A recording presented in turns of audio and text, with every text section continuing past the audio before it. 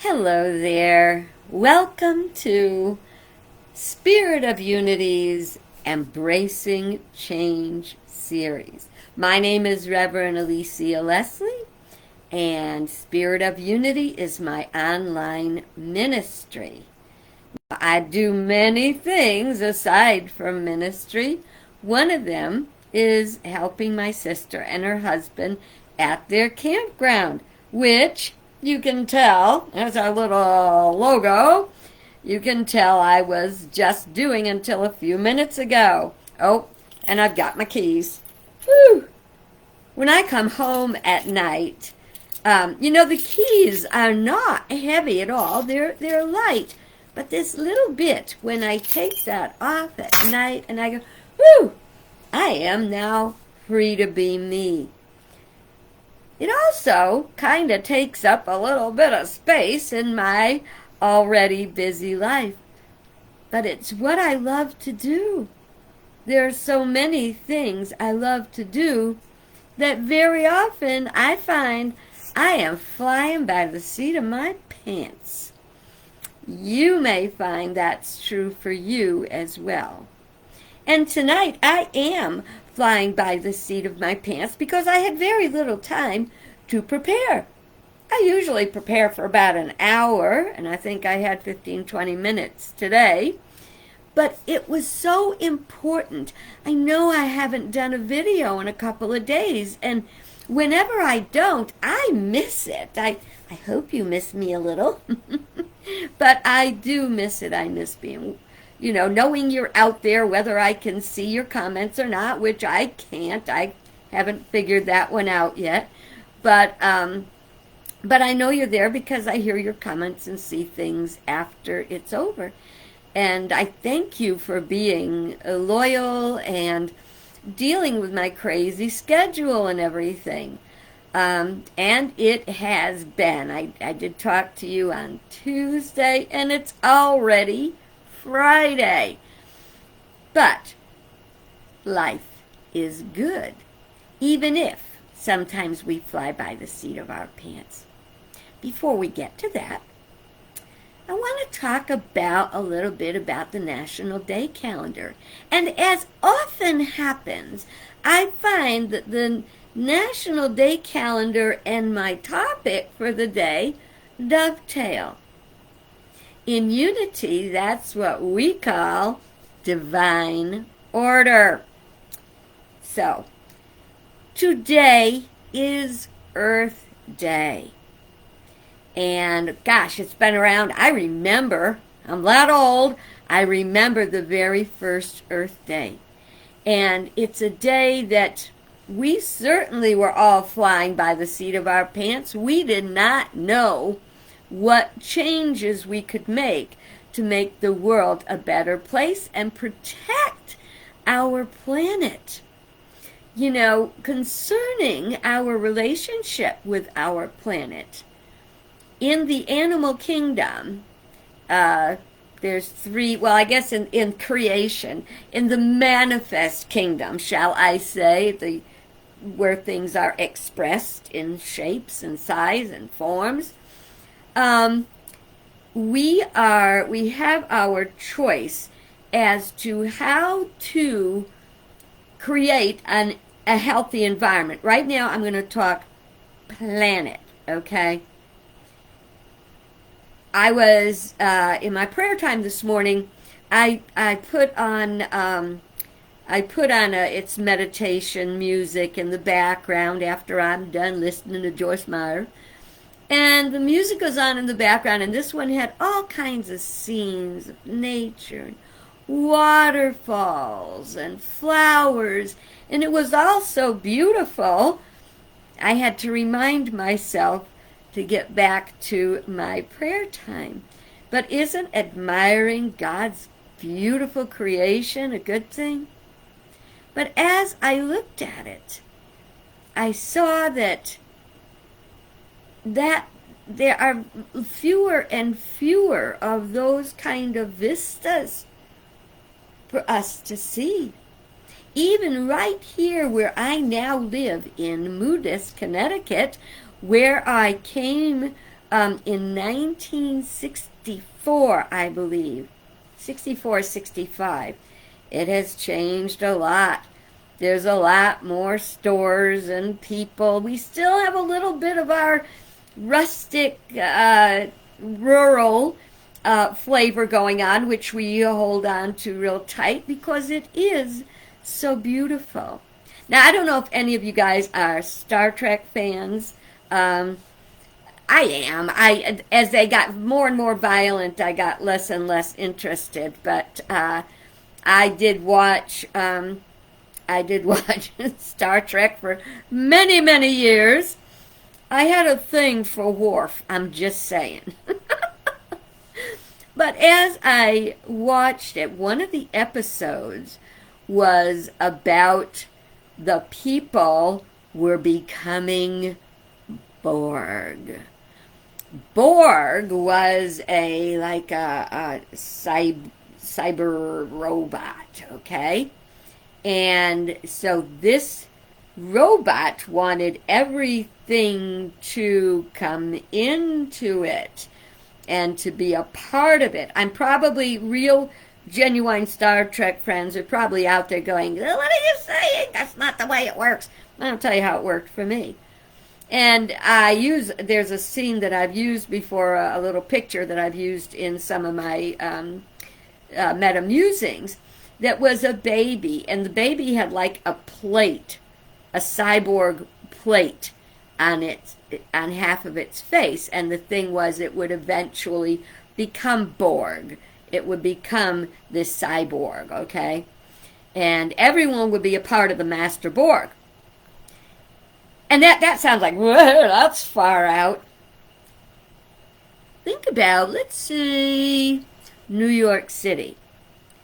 If you were on let's say, a hot air balloon, it has to be better than that. It's got to be bigger than that. Well, anyway, you are ascending, okay? You're going up, up, up, up, and you're in New York City, and then you see that there's the vegetation is disappearing from all of the crazy urban sprawl, okay? And I remember the first time, and this was in 1980-ish, 80, 82, the first time I ever flew cross-country on an airplane. And I flew from Connecticut to California. And I flew over the whole country and realized when I looked down from the plane out the window, there was not a single spot that I could see that did not have lights. Okay, and this is from 35,000 feet, and you look down and you see all the lights, and you think about the days when those lights weren't there. One of the best things about being out here in the campground is that at night there's very little ambient light. So if there's going to be a meteor shower or something, we make sure all the stanchion lights are turned off, and we can look up and see amazing things happening in our beautiful, huge, dark sky. But where do we find a balance? This is what I was getting to before. Looks like flying by my seat of my pants. You have no actual course, because I'm off course, okay? But I'm loving it. So, anyway, where was I? Oh, yeah. We are, as a resident of this planet, we are either a parasite or a symbiote. If you listened to me before, you've heard this before, be kind. It needs to be said over and over. Sometimes things need to be repeated often, over and over, until we get it. A parasite kills its host. It devours it. It has no thought of the fact that it is killing the source of its food. It just eats it.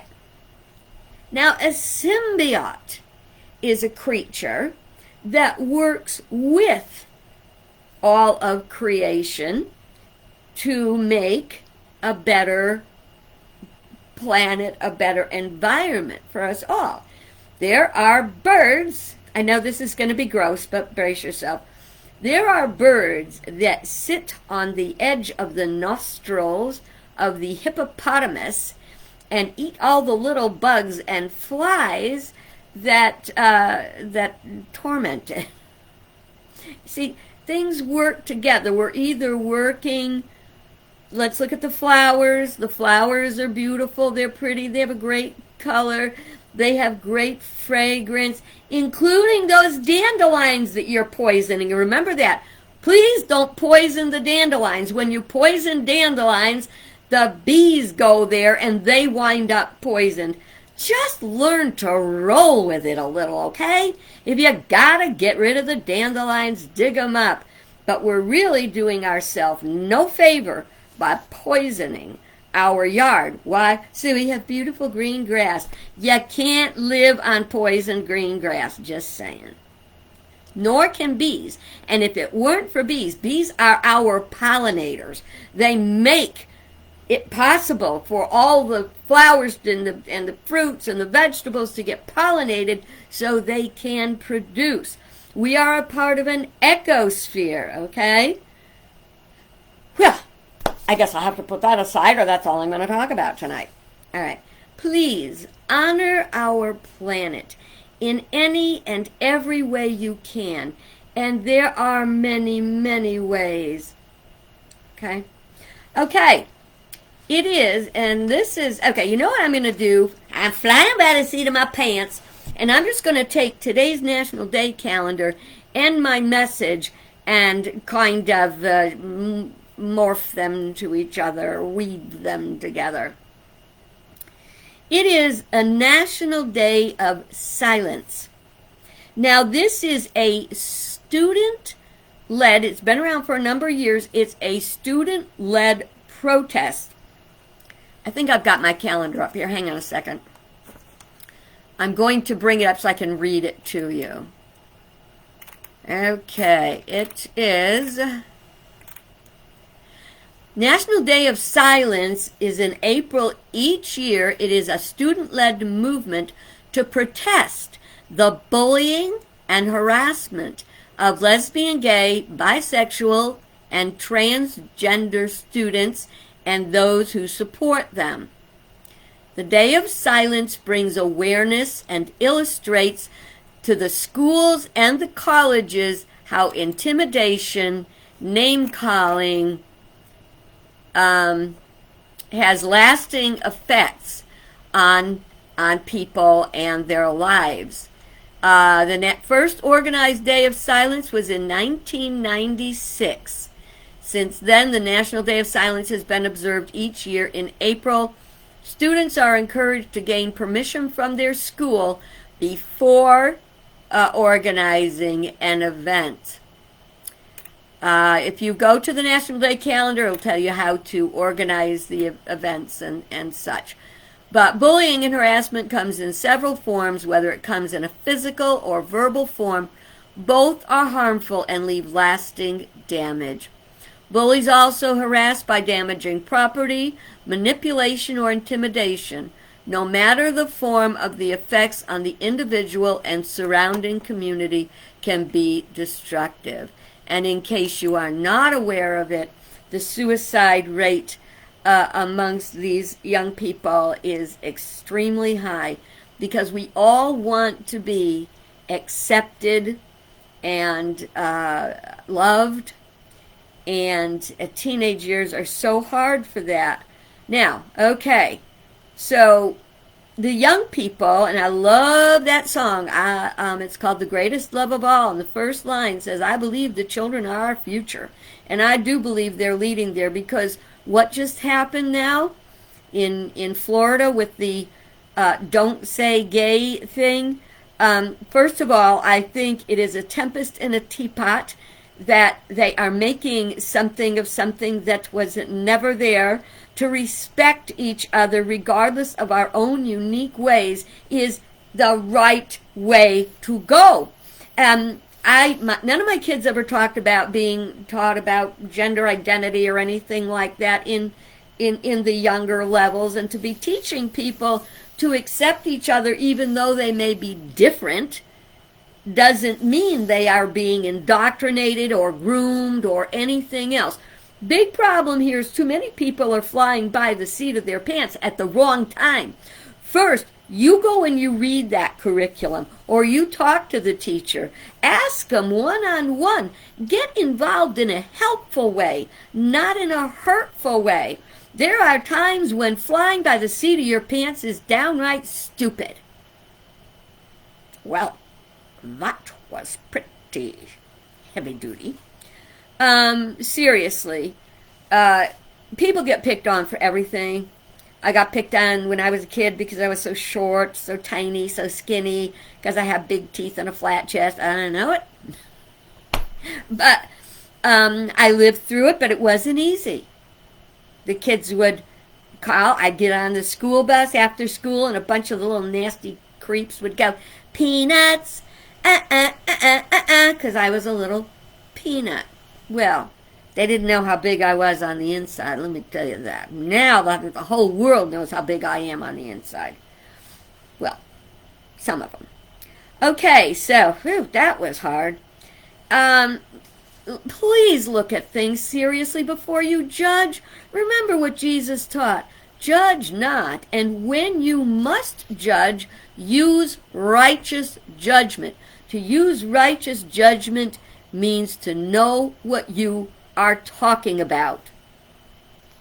And a lot of people don't. So, now we take the next step of the insanity, and that the governor of Florida is so upset, so annoyed that Disney did not approve of the direction they're heading in, because everybody has rights. Everybody. That's why we wanted to be here. That's why we wanted to be, in America. That's why people came here, to be able to be themselves, their religion, their race. That took a while, but we have to respect each other. We don't have to approve of another person, their lifestyle, whether they have guns or how many guns, or whether they don't approve of people having too many guns or not knowing what the heck they're doing with them. We have to respect. We must respect. We can never reunite until we respect.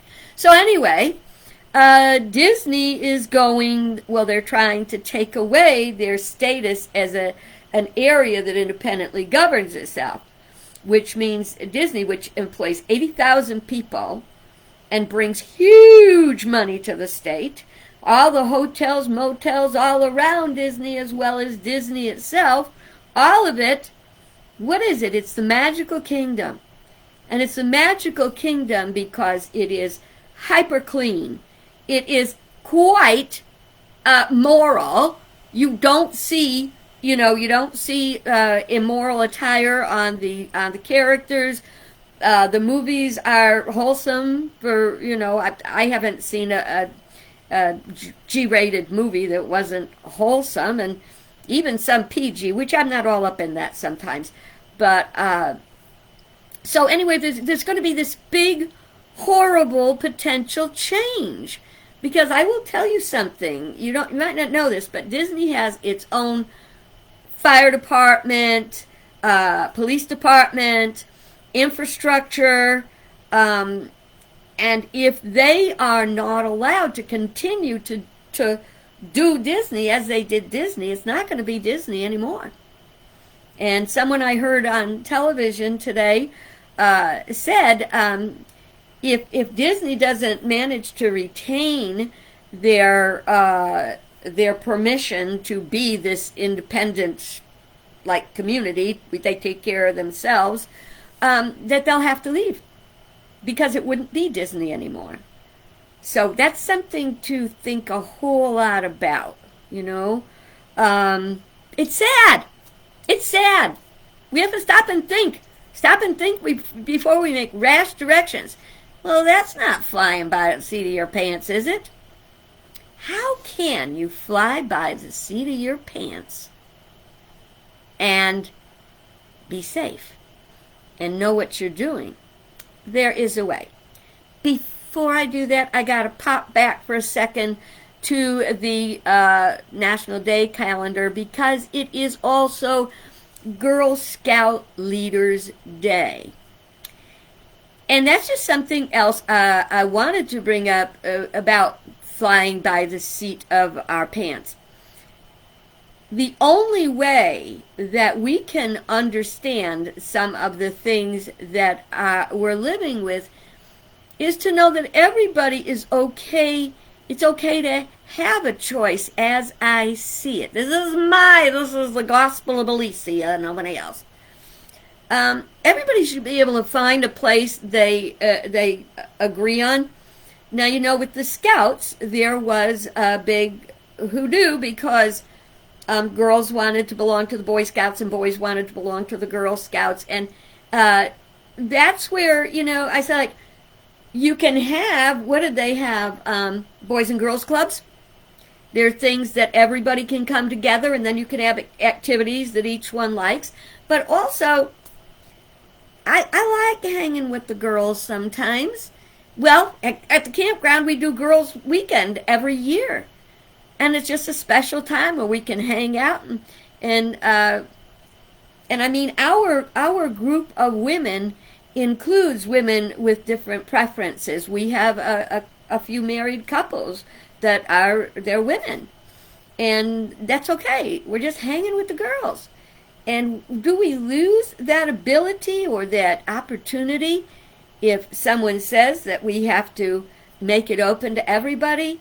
It's something that needs not to be having opinions about, but to dig deep and think outside of the box. Okay? You want to be able to think outside of the box, come up with new ideas for how everybody can be happy. Sometimes exclusivity is okay. Not to deny another person their right to be in a group.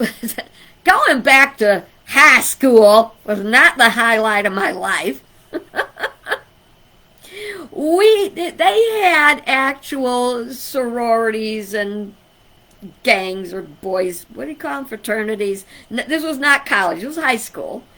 And they had their little sorority thing going on. And I don't know if they called it a fraternity with the boys or not. But we never got picked. I was one of those, square peg, round hole, didn't fit. And so all of us little misfits made our own group. And it was okay. We didn't fight with anybody. We didn't try to fight our way into a group that didn't want us. Who the heck wants to be in a group that doesn't want you? Tell me that. All right. God, are you going to forgive me for all this today? Because I'm really being all about opinionated. I'm trying not to be opinionated. But how can we discern and have our truth and stick to it in the middle of it? Can we get back to flying by the seat of our pants? Yes, we can. The term flying by the seat of your pants came from early aviation. They did not have any gauges, technology, communication with the ground. They went up and they just tried to fly those things. Over time, technology evolved. But in this mad world that we're living in that goes 100 miles an hour, and we're just trying to catch up and keep up, we have to sometimes do what we don't know how to do. I'm looking for the definition because I wrote it down. The definition of flying by the seat of your pants is to decide on a course of action as you go along. So we have to make decisions as we go. And sometimes, especially as you begin to widen your spiritual knowledge, as you strive for mastery, the old way doesn't work anymore. And once we start to learn and grow, and I'm going to tell you something, chances are the learning and growing will start inside of you But you aren't necessarily the one that makes the decision where and how that sprout happens. You know, different people talk about those aha moments when, like, the spiritual door opened and excuse me, they started to grow. Until then, how can you know how to act in such a wide variety of circumstances? First of all, you have to learn. I have to tell you right now, my battery saver just came on. So if I disappear all of a sudden, it's not God shutting me down. It's that my battery ran out. So I'm just going to run it to the end. If you have a basic foundation, a basic set of core beliefs and values, the ones that you believe, not the ones I tell you to believe. Excuse me, the more passionate I get, the more I breathe in my mouth. You have to figure out what your core values are and then live them. Great start. 10 Commandments plus Jesus too. A minute. That will give you basic ideas. Here's a simpler one. Did you know almost every religion on the planet, and probably beyond, has one basic teaching? And that is any form of do unto others as you would have them do unto you. What if we all lived like that? Man, wouldn't things be different? I think they'd be different. So now that's not good enough. Because if you want to achieve spiritual mastery, if you want to get everything out of life that you want and achieve and become what you were born to do, you have to continue the learning experience. So whether you have a faith group, or whether you can be an agnostic or even an atheist. One of my beloved relatives is an atheist, and we have some very good, deep spiritual talks. I don't think he knows how spiritual he is, but that's okay. One day he'll wake up. Anyway, you have to have your core beliefs. The core beliefs may start with, do unto others, then grow it up to 10 Commandments, love the Lord your God with all your heart, all your might, all your mind, and all your soul, and love your neighbor as yourself, and yourself. Don't forget yourself. So start with some basic things, and then whatever you are attracted to learn, build a foundation of who you are, what you believe, what your core values are, and what matters most. That then is your foundation. Whatever circumstance you come into in life, however you're flying by the seat of your pants, let's say you're flying by the seat of your pants at work, there's a new boss or you got a new job, and you got to kind of get to know the turf, how everybody operates, how to stay on the right side of folks, and if you've got your foundation, you can't fail. But if you don't have a foundation, it's a rocky road and you're going to be stumbling and bumbling and falling over yourself and scraping your knees and breaking your nose and ticking people off. So, sometimes we fly by the seat of our pants. Tonight, I flew by the seat of my pants from the beginning of this to the end. I scratched myself some notes about just stuff that was on my mind because I wanted so much to connect with you tonight. And I wanted to share some of this stuff. And so I invite you to know, first of all, it's okay not to know everything, okay? You don't have to know everything. If I didn't know something, I made something up. I really did. That was decades ago, my friends, before my spiritual awakening.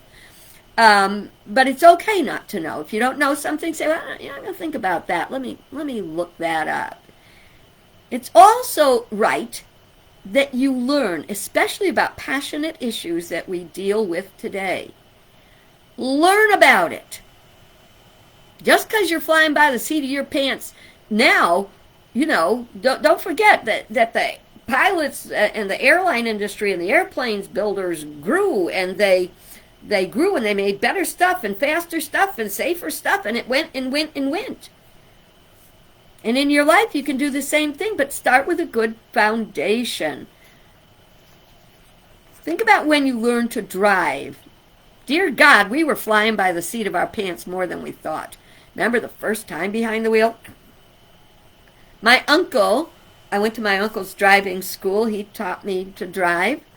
And yet I got that driver's license, but that driver's license didn't mean I was any expert. And I'll share with you a moment of shame publicly. As I was driving home from getting my driver's license, I very gently sideswiped a car that was parked on the side of the road. I was horrified. I didn't tell anybody about it till like last year. But you know what? You know how I always say the law of cause and effect? You send it out, it'll come back. I didn't say anything. I drove home, and I felt horrible. But some 20, 30 years later, I had my car by the side of the road. Somebody swiped it. Okay, scales are back in balance. Well, today was rather unique, I think. And if I offended you, I apologize. Never my goal to do that. I just try to give you something different to think about. And I pray I did that today. And I pray that you know that everything I do for God and you. So you have a great rest of your day. And I will see you when. I will see you when I can. And know that if I am not making a video, that doesn't mean I'm not thinking of you and wishing I could squeeze out a little bit of time to do so. God bless you, my friends.